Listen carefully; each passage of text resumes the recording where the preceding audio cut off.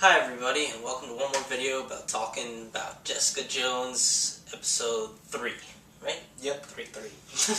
Okay, I may have been wrong about Will. Yeah, that was resolved almost immediately. Yeah, so the episode starts with them dumping Will's body at, Unidentified beach. Jessica's, childhood vacation spot. And them taking, and Trish takes Will's weapons along with the inhaler. Oh yeah. Don't know how much, if there's anything left in there, but she does take that too.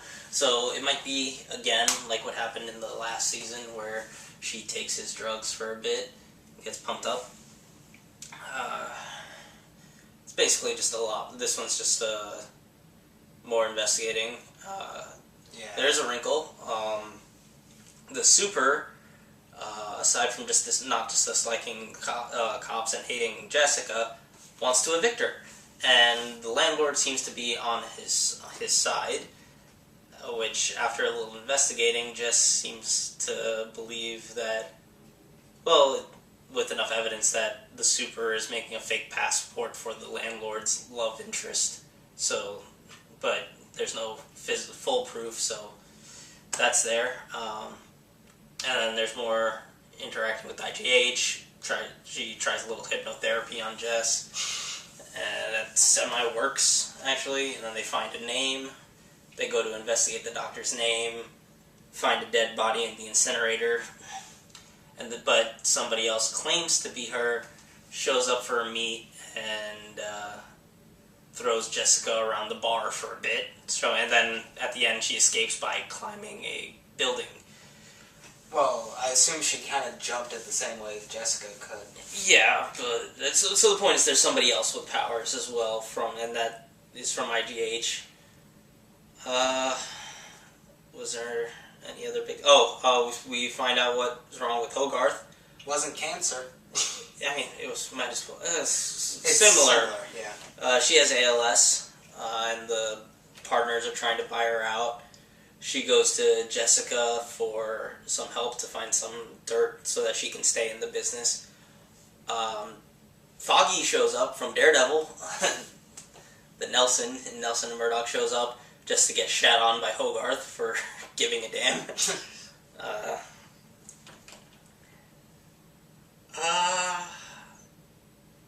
I don't really... Oh, and we see Griffin, I think. We see him show up again for, just a bit being worried about her. And then he comes back, and he's just worried. He seems to be worried again, they'll make up. And then when Trish goes away for a bit, we see that he downloads all her files that are on the case into a flash drive. Yeah. So the question is he just using for IGH, or I don't think he's working for IGH. I mean, it could be a possibility, because, he's also a white guy with a good chin, so maybe he was the guy who was jumping that we saw. I don't think it's that far. I think it's going to be more just... white. What? The guy that we saw kill Simpson? Or possibly... No, I'm talking about, Griffin? Yeah. I guess you could say he's, Filipino, but, the point is, in the lighting of the shots, it doesn't look that off. But more realistically, I think he's just, an asshole who dates, other reporters for their scoops and grabs their shit. Which is what I think he's doing. Yeah, and then also, just at the end, we get a paparazzi caught the picture of the other woman. With the powers. So Jess has a picture. Also, though, Jess set the paparazzi out onto Trish because she said that that Trish broke up with her boyfriend, and now the guy thought Malcolm is her boyfriend, so that's a possibility. That's gonna get some heat on Trish with Griffin. This was a calm episode, honestly. Not much happened. Yeah. In the event thing, there was, other than the one little scuffle at the end, there wasn't much punching or any throwing. But this was opening up more on the IGH front and just giving Malcolm more to do, sending him out, and having him start to get his own, investigating skills, I guess, and start digging, because he's the one that finds out that the landlord, the super has an arrest record and things like that. It's just, he's branching on, building himself into more of a character building of his own resume. Yeah. And with Jerry, with the ALS, she gives it a year in the thing. She says 2 to 8 years, which I'm sad, because she's a good actress, the person playing Hogarth, and the fact that she's gonna go out means she's out of everything. And she was one of the few things in Iron Fist that was made it watchable. For even just the fact that she was only in there for 2 or 3 episodes, but she made it good to watch. She was interesting, and if she's out, then she's gonna be out of everything. I don't really have much to say about this episode. This seems to be. It felt like a bridge episode in a sense. Yeah, there's. This one really just seemed to be. It opened up one new plot point with the forgery and stuff like that with the super, but the other stuff was just moving. The stuff with IGH was just moving down the road. That was already laid out. And same with Hogarth, where we find out what it was, but we didn't get any more interaction with the Tinder chick. I don't know if she's actually going to be a thing, or if it was just a one-off thing, or it's he does have a life outside, but it's not going to come back. I don't know. I have a feeling it's coming. The fact that they put a lot of the snake tattoo and stuff like that. I mean, I guess it could be done for a throwaway character, but it just feels like it's not going to be. Because they could have, the way it was shot and the stuff just focused on. It showed a lot of the apartment and stuff that he was in, and there was no reason to do that. They could have just kept it a close, tight shot on just him and a body, and didn't need to have markings or anything. It could have just been any woman if she wasn't going to be relevant.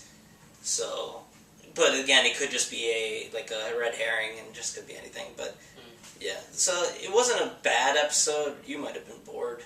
So I you was checked a your little phone. bored. You checked your phone in the middle of it.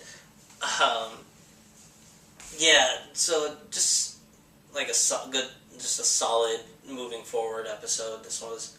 I don't know. It seems like so far this season might not necessarily have the same depth as the first one. Well, I mean, it doesn't have the same.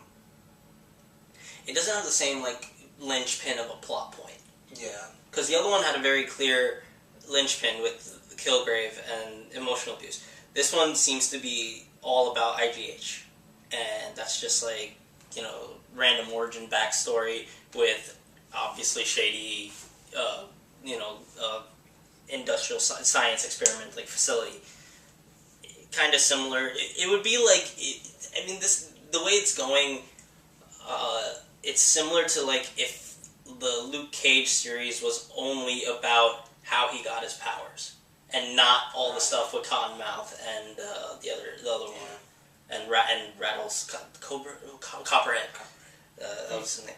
If it was just about how he got experimented in jail and him taking the whole season to find that out, that's what it seems like this is going to be. So yeah, it's not going to be as strong as season 1 because this is not a very interesting thing to hold a theme on. It also doesn't seem to have the same level of focus in terms of.